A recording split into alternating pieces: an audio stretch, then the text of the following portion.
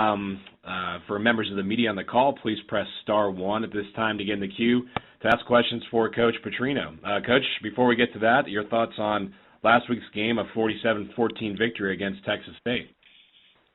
I thought it was just a real good team victory. I thought Matt Lenahan, our quarterback, played one of his best games. Really did a good job standing in the pocket. Good job reading the coverages. They changed up their coverages a lot. He did a good job just taking what they give him. We had good production from Deion Watson and Trent Cowan, our two tight ends. Kalen Hightower was back, who's been out for a while, and he played well. Isaiah Saunders did a good job running. Our offensive line, I thought, played well. Defensively, we didn't play as well as we maybe wanted to the first quarter, but after the first quarter, I thought they did a great job holding them to negative yards rushing and guys just flying around. Twaney, our big defensive tackle, had a heck of a day. He had 2 sacks and scored 2 touchdowns, so that was put him in at fullback on the goal line. He had 2 touchdowns, so that was a great day for him. And Caden Ellis and Tony Lashley kind of played like they've been playing all year, played really well, ran around, made a bunch of plays.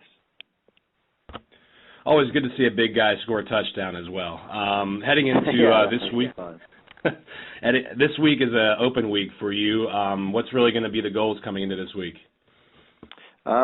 Get our coaches out on the road.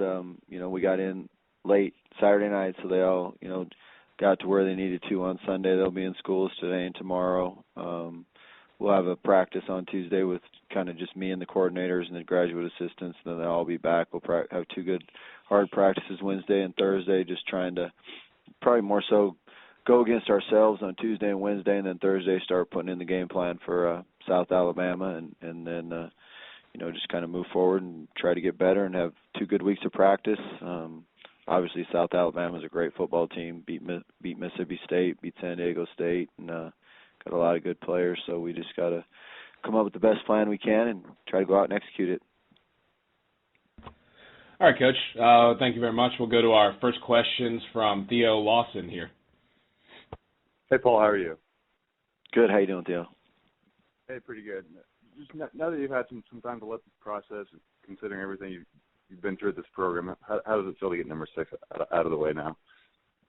It felt great. It was a real, such a credit to our assistant coaches and our players to go on the road and end up 3-1 in conference play on the road with our only loss being at Appalachian State. And, we travel a long ways. I was really proud of our players, everything that they've gone through to get bowl eligible, and our assistant coaches. And it's a great feeling, one of great pride, and just couldn't be happier for the assistant coaches and the players. And now we just got to move forward and try to finish off and win these last 2 and finish the season off really well.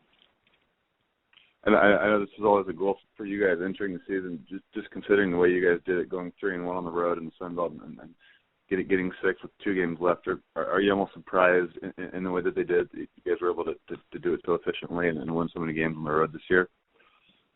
Yeah, it was a big step forward for us. I think the first one, when we won in overtime at Vegas, gave us a lot of confidence and momentum. And then when we went on the, kind of the walk-off field goal to Monroe, I think those 2, back-to-back wins on the road gave our kids a lot of confidence. But really, when you look back on it, and I think it all starts with our game at Troy last year. I really think you're going to look back and see that's kind of when the program turned around, when we had to fly into Troy the same day of the game and found a way to win that game. I think that really made our kids believe in everything that we do and how hard we work and how it's made us tougher and made us grinders. And, from that game on, we're over a 500 team.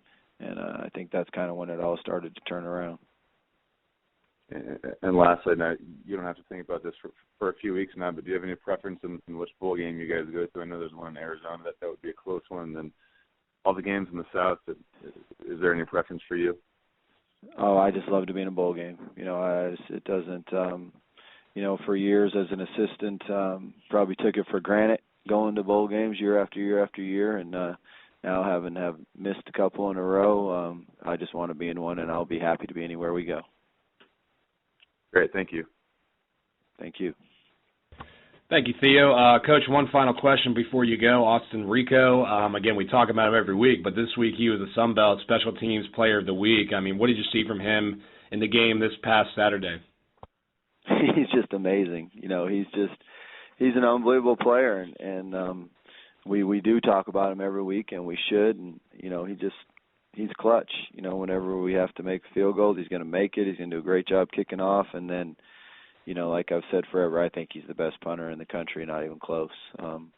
The averages that he gets, it's never, you know, some guys get it on the rugby punt and the ball rolls forever, and that's not him. He's the one that gets great hang time, booms it, it's got an unbelievable leg, and, you know, in my opinion, he's the best punter there is in college football. All right, Coach. Thank you very much, as always, for your time this morning. We appreciate it. Thank you. Have a great day.